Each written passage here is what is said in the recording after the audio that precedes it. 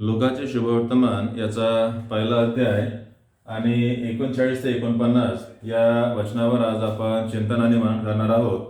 आपण पाहतो या ठिकाणी असं लिहिलेलं आहे 39व्या वचनामध्ये, त्या दिवसात मरिया डोंगराळ प्रदेशामधील यहुदातील एका गावास घाईघाईने गेली. या ठिकाणी आपण पाहतो मरिया आहे आणि ती एका गावामध्ये गेलेली आहे. आणि ह्या गावामध्ये कोण राहत आहे पुढे आपण पाहतो. आणि जकर्याच्या घरी जाऊन तिने अलिशिबेला अभिवादन केले. अलिशिबा या ठिकाणी आहे आणि तिला काय केलं, तिने अभिवादन केलेलं आहे. कशाबद्दल अभिवादन केलेलं आहे? कारण आपण पाहतो मरिया जेव्हा घरामध्ये होती तेव्हा तिला स्वर्गदूताचं दर्शन झालं आणि स्वर्गदूताने तिच्यासोबत काय काय व्हायचं आहे, देवाने कशा प्रकारे तिच्यावर कृपा केलेली आहे ह्याबद्दल सांगितलं आणि तिला कशा प्रकारे प्रभूच्या जन्मासाठी निवड केलेली आहे ह्याबद्दल सांगितलं. आणि मरियेला अजून सांगितलं की तुझ्या नात्यातली जी अलिशिबा आहे तिच्यावर सुद्धा परमेश्वराने कृपा केलेली आहे आणि तिला गर्भधारणा झालेली आहे. लग्न होऊन अनेक वर्ष झाले होते, परंतु अनेक वर्षांपासून तिला मूलबाळ नव्हतं, परंतु तिच्यावर देवाने कृपा केलेली आहे आणि तिला गर्भधारणा झाली आहे आणि गर्भधारणा होऊन आता 6 महिने झालेले आहेत. ही गोष्ट ऐकल्यानंतर मरिया परमेश्वराच्या योजनेसाठी तयार होते आणि अलिशिबाला भेटायला जाते. भेटल्यानंतर ती त्याला अभिवादन करत असते. मग बघा काय झालं 41व्या वचनामध्ये, तेव्हा असे झाले की अलिशिबेने मरियेचे अभिवादन ऐकले. अलिशिबेने काय केलं आहे, तिचं अभिवादन ऐकलेलं आहे आणि ऐकताच तिच्या उदरातील बाळकाने उडी मारलेली आहे. तिच्या उदरामध्ये जे बाळ होतं 6 महिन्याचं होतं आणि तिने त्या बाळाने काय केलं आहे उडी मारलेली आहे. आपण पाहतो गर्भावस्थेमध्ये जेव्हा 6-7 महिने होऊन जातात तेव्हा आईच्या पोटामध्ये बाळ फिरू लागतं आणि मग हातपाय ते मारू लागतं आणि अशाच प्रकारे तिला झालेलं आहे. अभिवादन ऐकताच बाळाने काय केली आहे, उडी मारलेली आहे. आणि मग लेखक म्हणतो अलिशिबा पवित्र आत्म्याने परिपूर्ण झालेली आहे. मरियेने अभिवादन केलं, अलिशिबाच्या पोटामध्ये जे बाळ होतं त्याने उडी मारलेली आहे आणि अलिशिबा पवित्र आत्म्याने परिपूर्ण झालेली आहे. आणि मग बघा 42व्या वचनामध्ये ती उच्च स्वर काढून मोठ्याने बोलली. कोण बोलली? अलिशिबा मरियेला बोललेली आहे की स्त्रियांमध्ये तू धन्य, तुझ्या पोटचे फळ धन्य. ती स्वतः गर्भवती आहे, तिच्या पोटामध्ये बाळ आहे, परंतु मरियेने सुद्धा अलिशिबाला सांगितलं असेल की कशा प्रकारे देवदूत तिच्याकडे आलेला आहे आणि देवदूताने कशा प्रकारे सांगितलेलं आहे की तुला गर्भधारणा होणार आहे. आणि मग अलिशिबाला सुद्धा माहिती होते की मरियेने काय केलं आहे, मरियेला गर्भधारणा झालेली आहे. तेव्हा बघा अलिशिबा काय करते, जसं मरियेने अलिशिबाला अभिवादन केलं तसे अलिशिबा मरियेला अभिवादन करताना काय म्हणते, स्त्रियांमध्ये तू धन्य आहे. स्त्रियांमध्ये तू काय आहे, धन्य आहे. जर आपण पाहिलं तर स्त्री मरियाची होती, तिच्या समोर एक फार मोठं संकट उभं होतं. कारण मरियेची फक्त मागणी झाली होती, मरियेचं लग्न झालेलं नव्हतं आणि अलिशिबाला माहिती झालं असेल की मरियाला काय झाली आहे, गर्भधारणा झालेली आहे. अशा स्थितीमध्ये मरिया कशी काय धन्य होऊ शकते? कारण अलिशिबाला माहिती आहे की हिचं लग्न तुटू शकते. लग्न व्हायच्या आधी जर तिला गर्भधारणा झालेली आहे, लग्न व्हायच्या आधी जर तिने गर्भधारणा केलेली आहे तर ज्याच्यासोबत तिचं लग्न होणार आहे तो कदाचित तिला सोडून देईल. आणि जेव्हा घरच्या लोकांना ही गोष्ट माहिती होईल, समाजाच्या गावच्या लोकांना जेव्हा ही गोष्ट माहिती होईल की बाबा हिचं लग्न झालेलं नाही, लग्न व्हायच्या आधीच हिचं गर्भधारणा झालेली आहे, मग हिला काय म्हणतील, व्यभिचारी म्हणतील आणि तिला दगडमार सुद्धा होऊ शकते.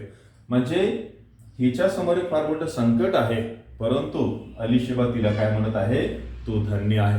का बरं? अलिशिबाला हे माहिती आहे की तिचं लग्न झालेलं नाही आहे आणि तिला गर्भधारणा झालेली आहे, तरी सुद्धा अलिशिबा तिला काय म्हणते, तू स्त्रियांमध्ये धन्य आहे. कारण आपण पाहतो की अलिशिबाचं जेव्हा लग्न झालं होतं, लग्न होऊन अनेक वर्ष झाले होते आणि अनेक वर्ष होऊनही मूलबाळ नव्हतं. आणि ज्यांना लग्नानंतर मूलबाळ होत नाही, समाजामध्ये त्यांना तुच्छ मानलं जातं, त्यांची निंदा केली जातं, त्यांना दुरावलं जातं, त्यांना दूर केलं जातं. ह्या सर्व गोष्टीचा अनुभव अलिशिबेला होता. की काय होतं की जेव्हा आपल्याला गर्भधारणा झालेली नाही आहे आणि कशा प्रकारे लोक आपल्याला दुरावतात ह्या गोष्टीचा अनुभव तिला आहे.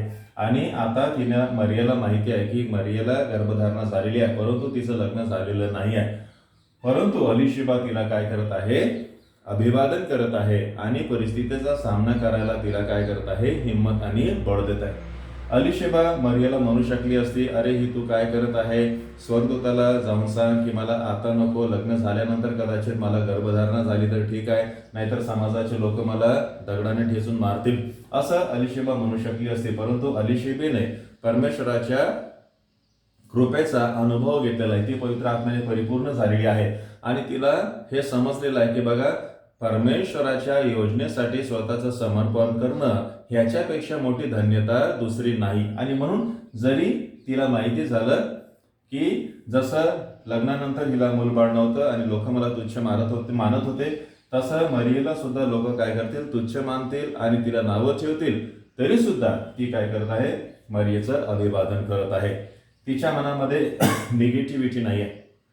आपण पाहतो अनेक ज्यांच्यासोबत वाईट व्यवहार केला जातो त्यांच्या मनामध्ये एक प्रकारे निगेटिव्ह नकारात्मक विचार, नकारात्मक भावना निर्माण होऊ लागते.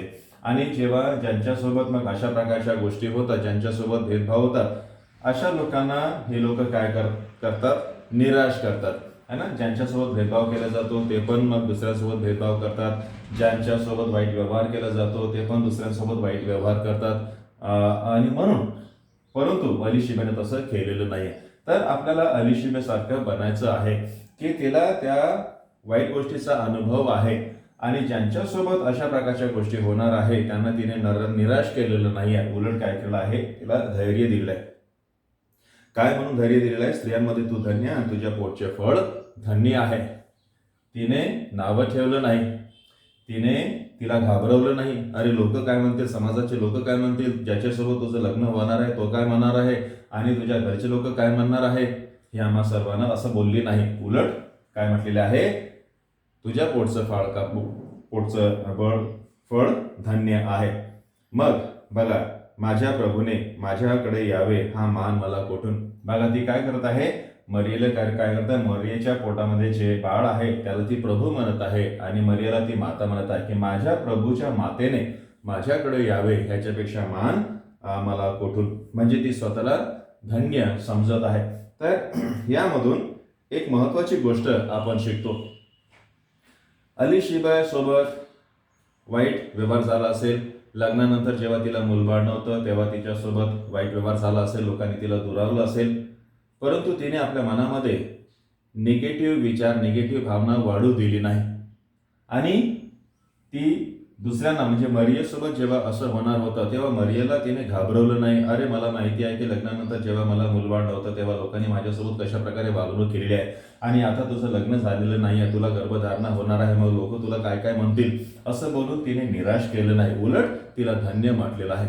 तर आपल्याला पण अलिशिबासारखं होण्याची गरज आहे. ठीक आहे, आमच्यासोबत कदाचित वाईट व्यवहार झाला असेल, आमच्यासोबत वाईट वागणूक झाली असेल, परंतु आम्ही काय करू नये, ती निगेटिव्ह भावना मनामध्ये ठेवू नये आणि दुसऱ्यांना घाबरवू नये, दुसऱ्यांना निराश करू नये, तो दुसऱ्यांना काय करायला पाहिजे, हिंमत द्यायला पाहिजे.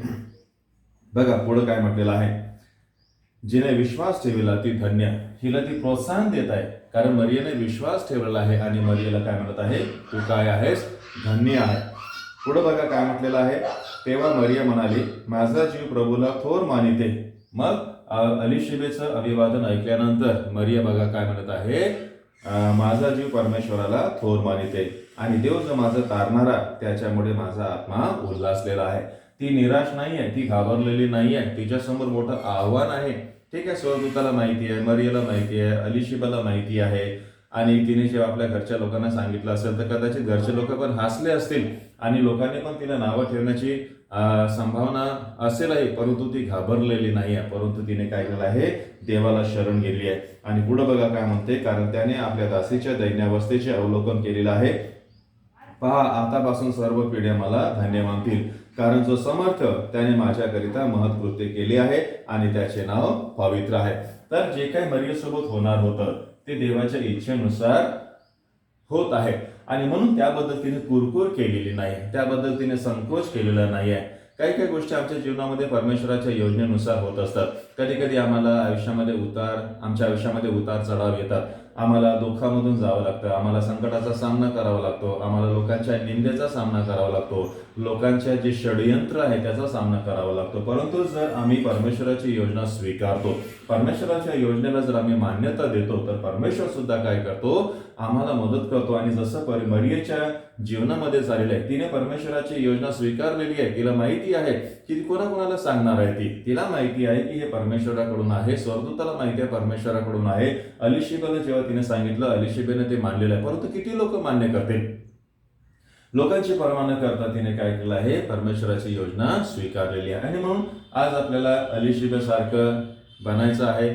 ठीक आहे, माझ्यासोबत वाईट झालं असेल, माझ्यासोबत वाईट वागणूक केली असेल, माझी निंदा केली असेल, परंतु मी ते वाईट विचार किंवा निगेटिव्ह विचार माझ्या मनामध्ये निर्माण होऊ देऊ नये. आणि दुसऱ्यांना घाबरवण्याच्या ऐवजी, दुसऱ्यांना भीती दाखवण्याच्या ऐवजी मी लोकांना काय करायला पाहिजे, जेव्हा लोक अशा प्रकारच्या संकटाचा सामना करतात, आम्ही त्यांना प्रोत्साहन द्यायला पाहिजे. त्याचप्रमाणे मरिया ती घाबरलेली नाही आहे. तिने देवाची योजना समजून घेतली आहे, देवाच्या योजनेचा स्वीकार केलेला आहे आणि देवाची योजना पूर्ण करण्यासाठी स्वतःचं समर्पण केलेलं आहे. तर आपण सुद्धा अशा प्रकारे बनलं पाहिजे. जेव्हा परमेश्वरासाठी आपल्याला दुःख सहन करावं लागतं, प्रभूच्या कार्यासाठी जेव्हा आपल्याला दुःख सहन करावं लागतं, तेव्हा आपण आनंदाने त्या गोष्टीसाठी तयार झालं पाहिजे. आणि जरी माझ्यासोबत वाईट झालं असेल तरी सुद्धा मी दुसऱ्यांना निराश करू नये, माझ्या बोलण्याने निराश करू नये, तर मी त्यांना काय करायला पाहिजे, हिंमत द्यायला पाहिजे. तर ह्या शास्त्रपाठातून आम्ही काय शिकतो की आम्हाला अलिशिबासारखं सुद्धा बनलं पाहिजे आणि मरियासारखं सुद्धा बनलं पाहिजे. प्रभूच्या सेवा कार्यासाठी जरी मला दुःख सहन करावं लागलं, त्रास सहन करावा लागला, लोकांची निंदा सहन करावी लागली, तरी सुद्धा मी त्या गोष्टीसाठी तयार असलं पाहिजे. कारण परमेश्वराची जेव्हा योजना पूर्ण होते तेव्हा मग त्याचं प्रतिफळ आपल्याला दिसून येतं आणि मग त्यामधून देवाचं गौरव होतं.